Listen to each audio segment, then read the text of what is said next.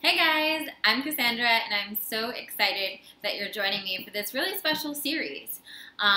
This is a three-part series that I put together because I really wanted to help people that are looking to take their life and their business to the next level, and they're trying to figure out who the perfect coach is for them and what questions they should be asking, what things they should be looking out for. These are questions that I get all the time. I've heard horror stories of when things go wrong. And so it's my little PSA, my gift to you guys. I hope this gets you thinking and helps you make more educated, powerful choices that truly help you. So two big things that I want you to look out for, two red alerts, two questions you should be asking yourselves when you're looking for a coach. One, has this person done what I want to do? Do they have what I want to have? This is a really simple question, but something that I find most people overlook. In fact, I've had a lot of people that are working with business coaches or people that are working, with a spiritual coach or whatnot, and I talk to them and I hear their goals, and then they tell me that they worked with so-and-so coach and they weren't able to weren't really growing, something wasn't happening. And I look at the coach's stuff and I'm like, of course nothing happened because that person hasn't done it for themselves yet. I like to give the example, and a very basic case scenario is if you're looking to grow your Instagram account, right? It's super clean cut. I'm looking to grow my Instagram account. That's something I want. And you want to hire someone, whether it's a consultant, a coach, whatever you want to do to help you grow that account. What is the first thing you should look for? That they have a really awesome Instagram account, that they have a beautiful branded content, that they're really giving content of value, the kind of content you want to be giving out there, and that they've grown it, right? That they've grown it organically or whatever it is. Those are the prerequisites. So think about that with any aspect of your life. You wouldn't hire a personal trainer that didn't have a great body, because personal trainers know their body is their business card. Well, life coaches, business coaches, spiritual coaches, whatever you want to call us, health coaches, our life is our business card, right? So you guys see a lot of my life on social media. If you follow me on Instagram, you follow me on Facebook, and that's my business card. Check a look at my life. Do you like it? If you like it, then it would probably be a good fit. But if your MO is to climb to the top of a Fortune 500 company and be a CEO, then I'm probably not the best coach or mentor for you. And that's fine. I would much rather have you with someone that's already been there, already done that. Maybe they're a retired Fortune 500 CEO and they know the ins and outs of that game.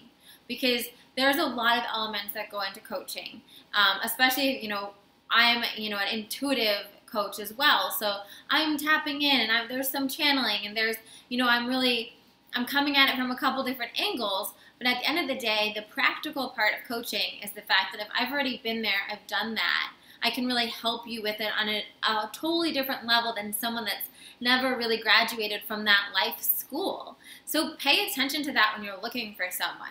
Is this someone, if you're dealing with disordered eating, right? I've worked with a lot of women who come to me for business coaching, but they also are dealing with body image issues and confidence issues and stuff like that.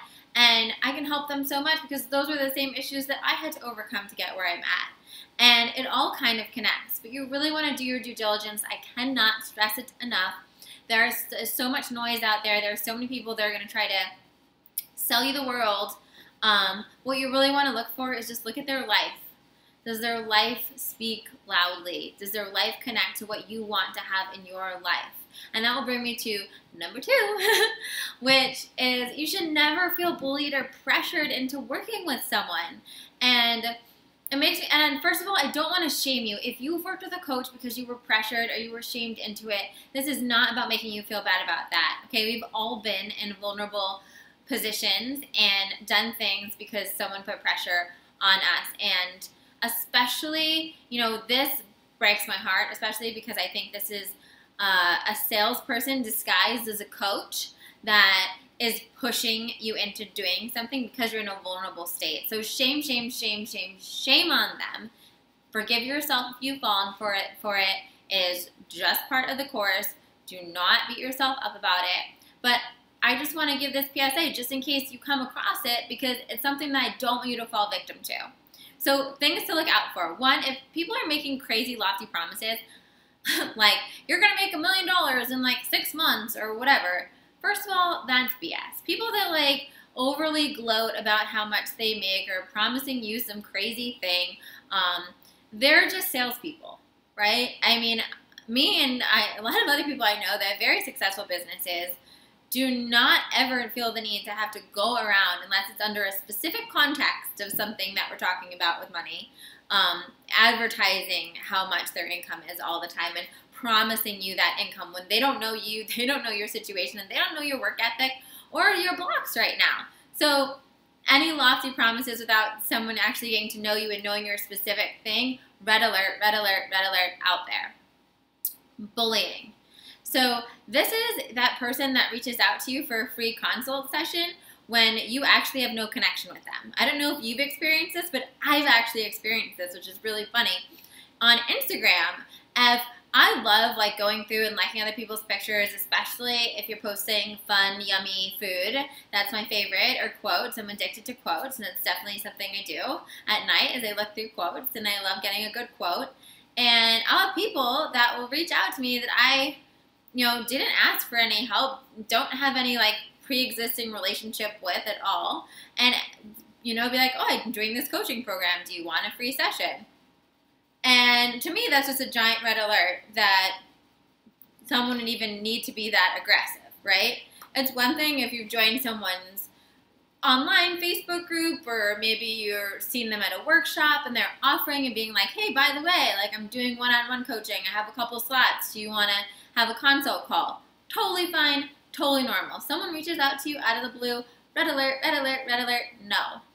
And then lastly, on the bullying topic, if you're on a coach call or like that first kind of consult with someone and they give you some like BS thing about like, I need your credit card right now, you need to pay for it before we hang up the phone, or I can't guarantee this price again, or they'll give you some sort of like salesy weird pitch to try to make sure that you pay before you get off the phone, major red alert. That person is actually not a coach, they're just a salesperson, right?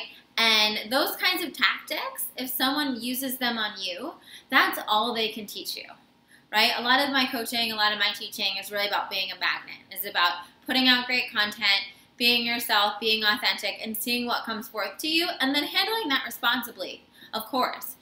Following up on those leads, having those phone calls, doing your due diligence, absolutely. But someone that's using those kind of like skeezy tactics on you, that's all they're going to be able to teach you. And if that's not what you want to do, then that person's not for you. So I'm sorry this video went a little bit long, but I just get super passionate about this, and I really wanted to get this information out there so you can make the best decisions possible, because working with a coach, whether it's a life coach, a spiritual coach, a business coach, a health coach, got news for you, they're all the same. It can be a total game changer. So if this was helpful for you, please give it a like, please share, send this to someone in your life that you know that maybe is looking for a coach right now, just to help them, just to protect them.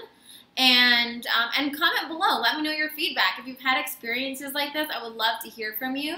And I'm going to put in the comments below the links to the other 2 videos, so you can also find out, is it the right time in your life to get a coach right now, and why you should perhaps get a coach.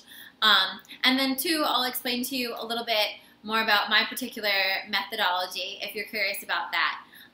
So thank you guys for tuning in. Don't forget to subscribe for more videos from yours truly. Mwah!